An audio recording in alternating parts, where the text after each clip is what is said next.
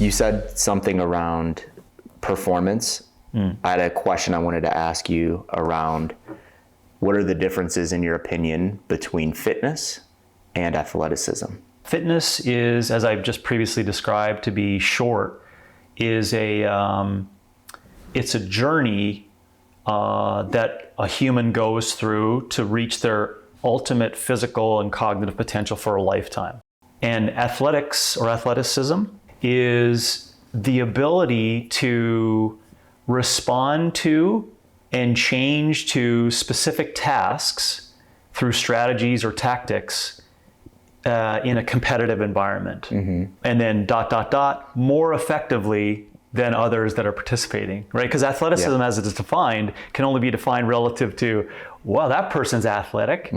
But then if you've been where circles you've been in, and me as well, my standards for athleticism really, no, I'm being honest, right? I've seen, what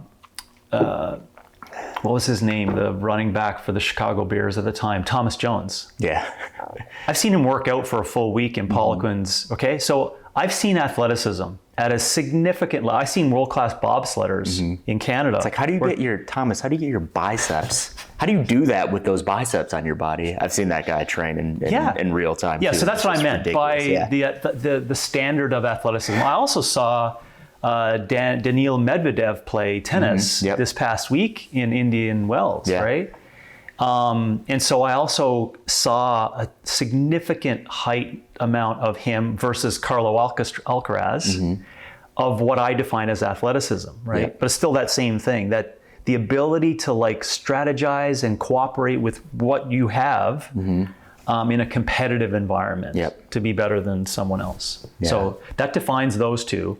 So I think in my definitions, I've provided differences. If I have not, then let me know. No, I just wanted to point that out because that's something I've been thinking about as well. Like really defining the differences between fitness and athleticism, or having high amounts of fitness and being a good athlete. Hey guys, just want to say thank you for watching the video and take a second to talk to you about our app, CoachRx. So we built CoachRx to bridge the gap for coaches. And what do I mean by bridge the gap? So we're looking at a couple areas in which we're trying to solve for coaches on a daily basis. Number one being communication. We want you to be able to communicate with your clients more effectively and be able to connect them to what you're designing in program and lifestyles and nutrition coaching. Number two, we want to bridge the gap and we want to allow you to create more effective and efficient lifestyle, nutrition, and exercise programs. And number three, we want to bridge the gap and we want this platform to be truly all-in-one, something that you can build your business in, run payments, understand impact metrics, the whole nine. But I want to go back to that concept of all-in-one. So all-in-one is never truly done, but that is our North Star. So we're always working to make our app all-in-one. So we will constantly innovate, we will constantly integrate, and we will constantly update to ensure that we're just getting closer and closer to that all-in-one. So I can promise one thing as well. When you get in CoachRx today, you will experience the worst version of CoachRx because we are constantly improving and making this thing better. So don't take my word for it. Go in and start your risk-free 14-day trial and let us know what you think. Is this just a softball to get into my whole contrarian view on sport versus life? No, not at all. Let's not even go down that. No, let's just stick with characteristics. Yeah, let's stick with characteristics of those because I think it's a helpful conversation for people that are thinking about, I want to be as fit as possible.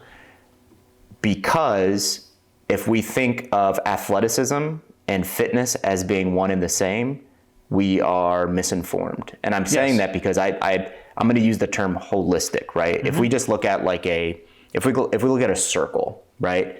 Let's look at a circle, and then we have like on each side of that circle, there's like characteristics. One might be strength, one might be aerobic capacity, one might be resilience, one might be cognitive function, one might be muscle endurance and strength. All those things, like it's a nice and clean circle because it's holistic and you possess all of those things as equally as possible. That's like the highest amount of fitness, is possessing those things as equally as possible and holding on to them.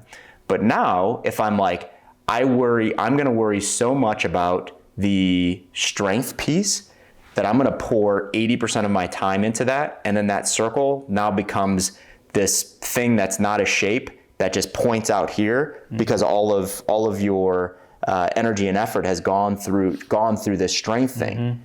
You could say that person is highly athletic because with that strength, maybe they have great amounts of power, right? So they have a 12-foot broad jump and a 42-inch vertical, and they back squat 650 pounds.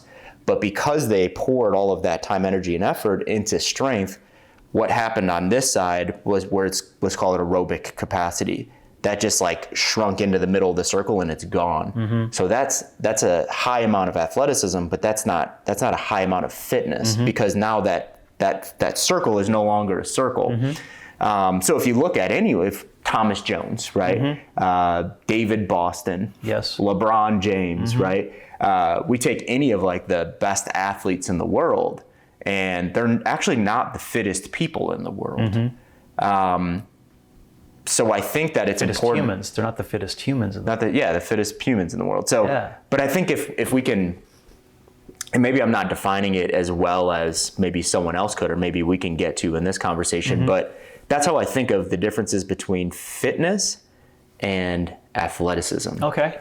Right? Yeah. And I think a lot of people that are looking to become more fit, they make idols of athletes that do something really, really well, and they don't understand that there's this massive hole in their overall fitness. Yeah. And then now we start talking about cognitive function and longevity and doing it for a lifetime, not just until you're 35. Yeah, that's a great way to look at it. And up to this point in time, I probably have spent a little bit of time thinking about it that way, but most of it has been a reflection of intentions in both of those areas. Not necessarily, I'm not sure how to describe the way that you kind of laid it out, but not that way. It's always been about, well, what's the intentions of each? That's will help you define, what's best for people.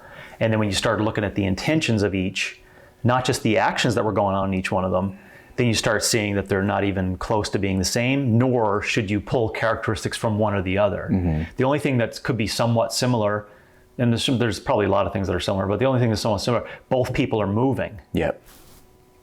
Okay, great. But that brings us back to our, challenge, I think, is because a lot of people would propose today that, pickleball or, playing basketball is an answer.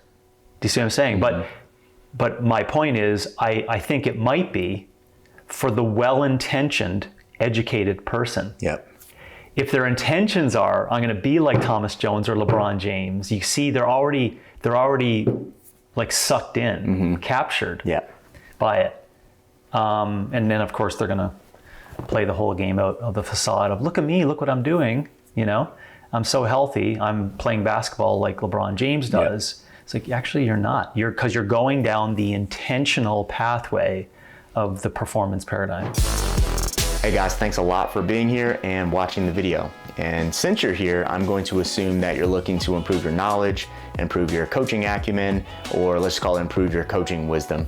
And we have a platform that is built to do exactly that. So we built this platform called LearnRx because we saw a massive hole in the fitness education market. We saw a lot of high barrier education that was inconsistent and that was updated every decade. So we saw that hole and wanted to fill it with high quality, broad fitness education. And by broad, I just mean from a topic standpoint, whether you want to improve your knowledge in program design, nutrition coaching, lifestyle, building relationships, or business acumen, we have you covered in LearnRx. So to learn more, head over to opexfit.com/LearnRx.